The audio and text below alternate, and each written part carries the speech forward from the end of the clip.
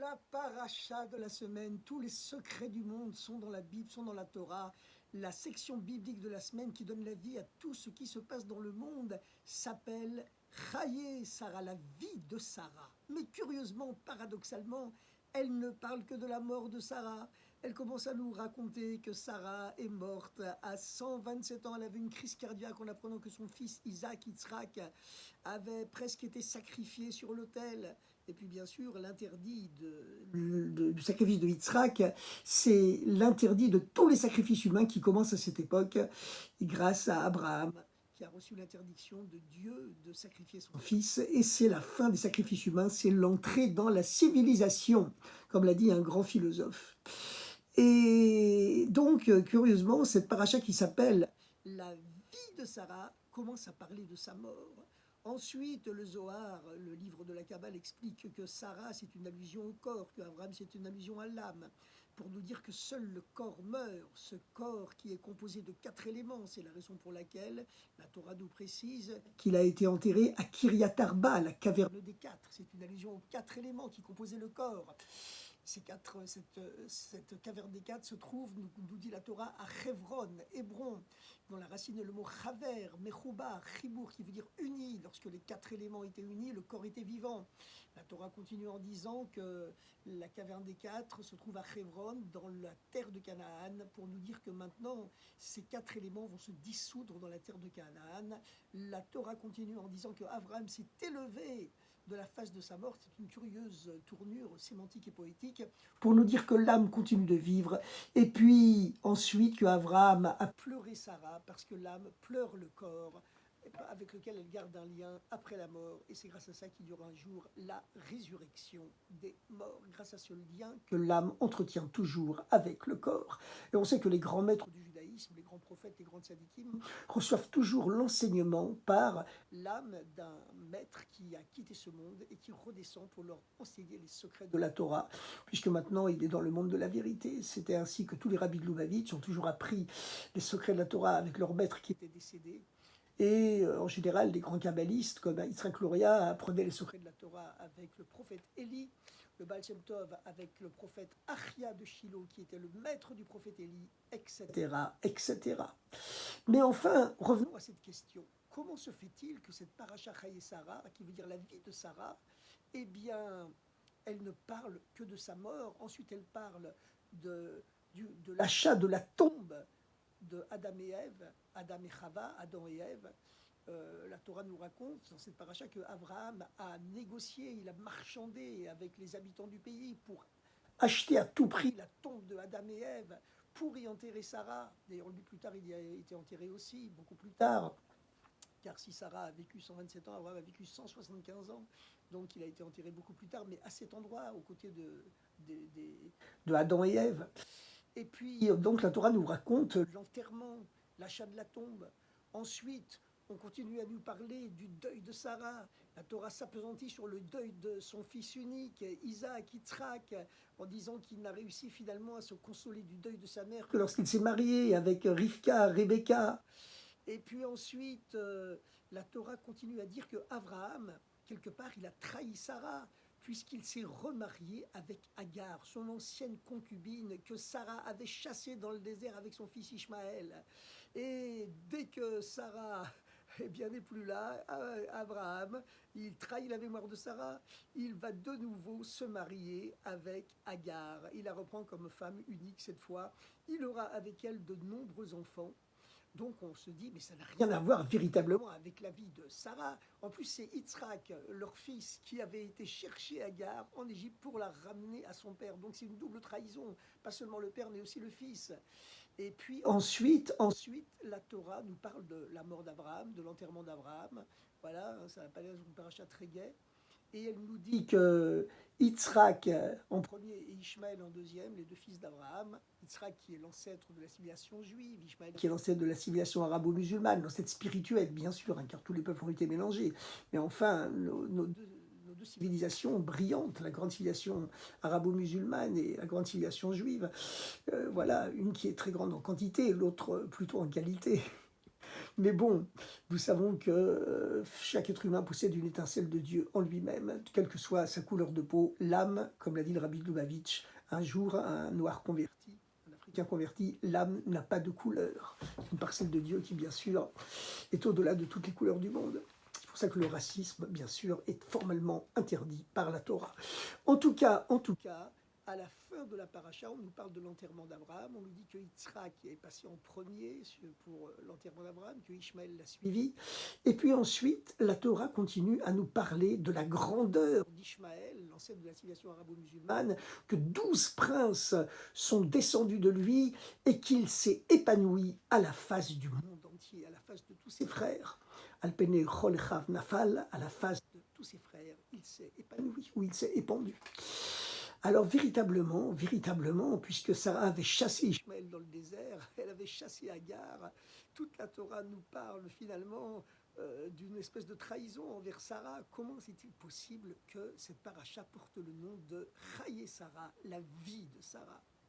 Eh bien, la réponse à toutes ces séries d'épineuses questions, mais vous savez que c'est par le questionnement qu'on progresse, eh bien, la réponse, c'est qu'on ne peut juger de la valeur de la vie de quelqu'un qu'une fois qu'il a quitté ce monde. Comme il est connu que comment véritablement quelqu'un est-il vraiment vivant, comment atteint-il la vie éternelle? C'est lorsque les enfants perpétuent son héritage spirituel. Comme le dit le Talmud à propos de Jacob, notre ancêtre Jacob, il n'est pas dit de lui qu'il est mort. Pourquoi il n'est pas dit de lui qu'il est mort? Parce que ses 12 fils, ses 12 enfants ont fondé les 12 tribus d'Israël. Ils ont tous perpétué son héritage. Abraham n'avait pas réussi à transmettre son héritage spirituel à tous ses enfants, puisque seul Yitzhak avait continué la voie du judaïsme. Ishmaël a fondé une civilisation voisine, mais quand même différente, la civilisation arabo-musulmane. Plus tard, Yitzhak, qui aura deux enfants jumeaux, Ésaü, Esav et Yaakov, ne réussira pas non plus à transmettre tout son judaïsme comme il l'aurait souhaité à Esav, qui est l'ancêtre de la civilisation chrétienne occidentale, mais Yaakov, lui, a réussi à transmettre la spiritualité juive à tous ses 12 enfants, qui sont tous devenus les pères des 12 tribus d'Israël.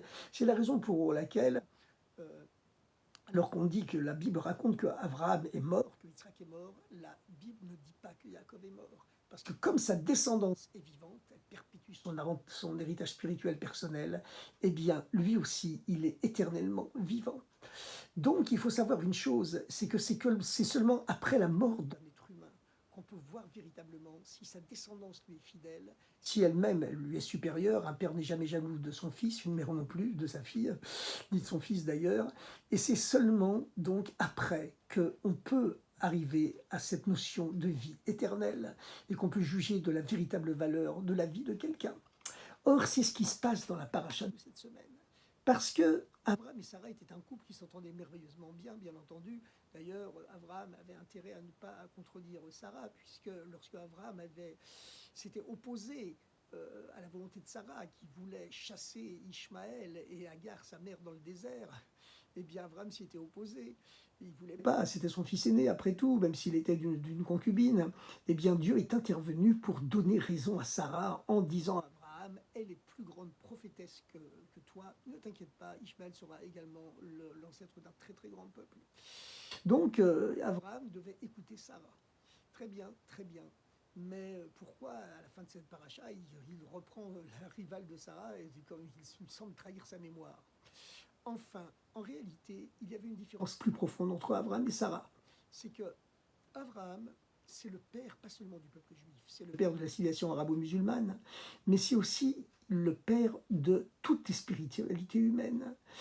Dieu l'a proclamé Av Hamon Goïm, le père spirituel de l'ensemble de l'humanité.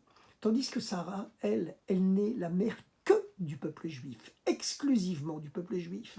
Abraham incarne l'universalisme juif. C'est d'ailleurs qui est la source de tous les universalismes. Tandis que Sarah, elle incarne le particularisme juif, le spécifisme juif uniquement. Et une fois qu'elle a eu Yitzhak, elle s'est occupée essentiellement, quasiment uniquement de son éducation de son fils unique, qui est donc l'ancêtre de la civilisation juive. Et donc ce conflit entre l'universalisme d'Abraham et le spécifique, le particularisme de Sarah, il avait existé tout au long de leur vie.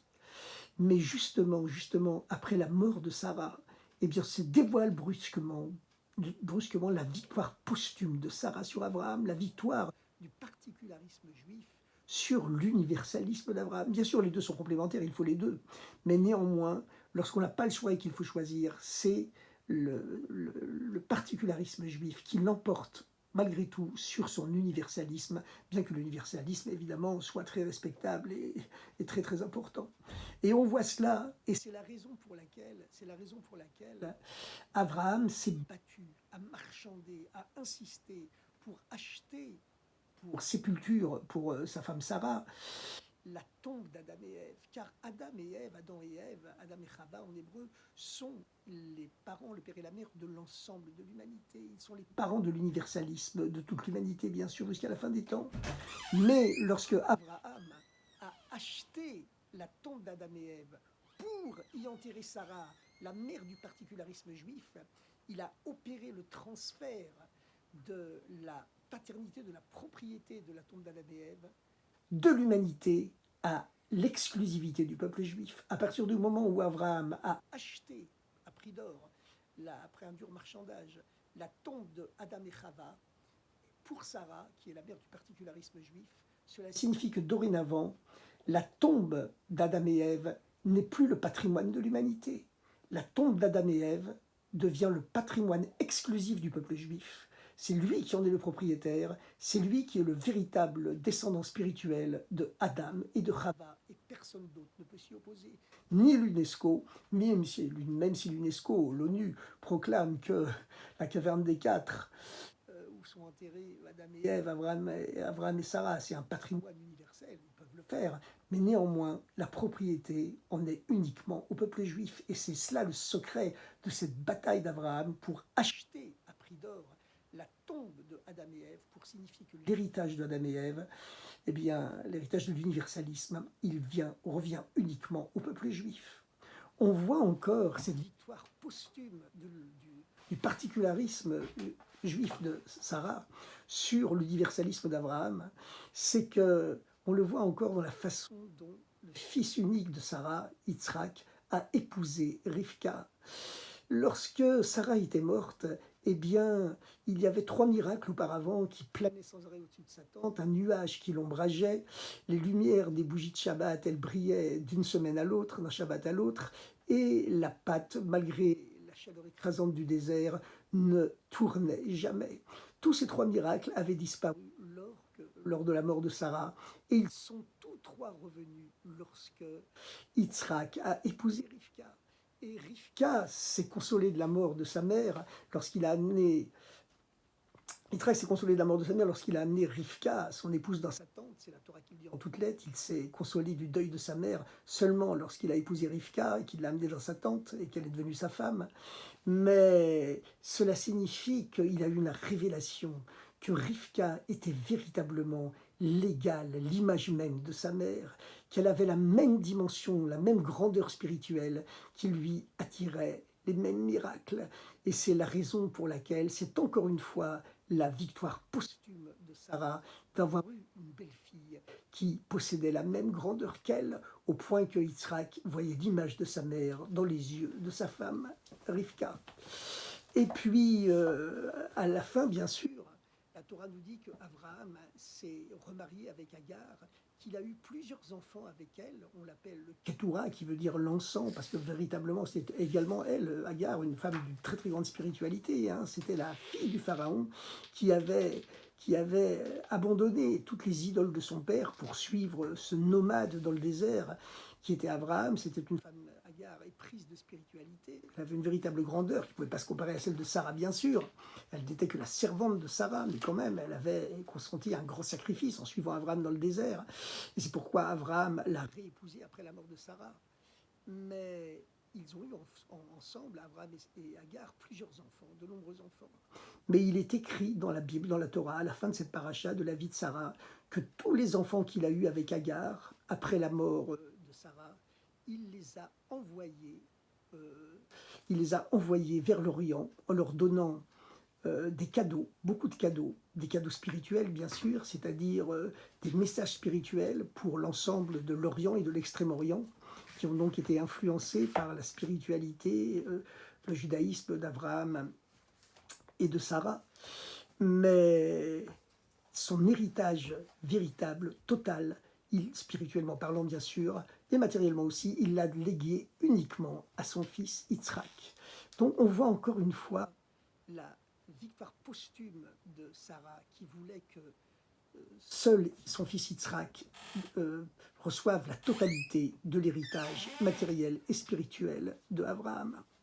Et puis, à la fin de la paracha, effectivement, la Torah, la Bible, nous raconte que Yitzhak et Ishmaël ont été enterrés, leur père Abraham, mais que Ishmaël a laissé passer Yitzhak en premier lors de l'enterrement, ce qui signifiait qu'il lui reconnaissait effectivement la primauté. Lui, Ishmaël, était le premier-né matériel, physique, mais il reconnaissait que la primauté spirituelle, elle était effectivement à Yitzhak, le fils de Sarah. Et puis, à la fin, la Torah nous explique, effectivement, en conclusion de cette paracha, la paracha se termine. Vous savez que la fin, la signature, c'est quelque chose de très très important. Hein. Tout marche d'après la fin, d'après la conclusion, d'après le saut final. Eh bien, on nous parle de la grandeur de la civilisation d'Ishmaël. 12 princes sont descendus de lui, qui correspondent d'ailleurs aux 12 tribus d'Israël, mais de son côté, eux sont les ancêtres de la brillante civilisation arabo-musulmane. Et il est écrit donc que Ishmaël s'est épanoui à la face de tous ses frères.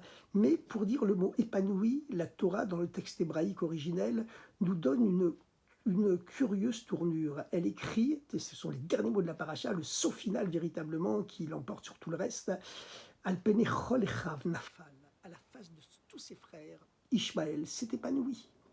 Mais Rachi, notre grand commentateur, vous savez que toutes les Bibles hébraïques quasiment sont publiées, sont imprimées avec le commentaire de Rachi, le plus grand commentateur de toute la Bible et du Talmud d'ailleurs. Rachi, lorsqu'il explique ce dernier mot de la paracha, qui est la signature, le saut final de la paracha, qu'il s'est épanoui, il s'est épandu à la face de tous ses frères. Rachi explique que ce mot épanoui, c'est un mot à double sens, qui veut dire également tomber. Al pene chol echav nafal, à la face de tous ses frères, il s'est épanoui, il s'est épandu, puis en même temps il est tombé. Ce mot a deux sens. Pourquoi deux sens, nous explique Rachi, le plus grand commentateur de la Bible. Eh bien, c'est que tant que Abraham était vivant, dit Rachi, eh bien, son fils Ishmaël s'épanouissait, il s'épandait, il progressait, il grandissait. Mais dès que Abraham est mort, il est tombé à la face du monde entier. Et le Rabbi Lubavitch nous enseigne qu'il y a un sens plus profond dans tout ce que dit Rachi.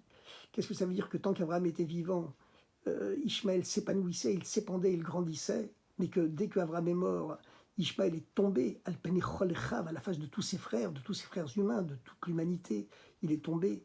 Et bien plus profondément, nous dit Rabbi Lubavitch, cela signifie que tant qu'Abraham vivait à l'intérieur de Ishmaël, tant qu'Abraham était vivant à l'intérieur de l'âme, de l'esprit d'Ishmaël, qu'il était fidèle à l'enseignement, au message de son père Abraham était donc vivant en lui, eh bien, Ishmaël s'épandait, s'épanouissait à la face de tous ses frères, à la face de l'humanité entière.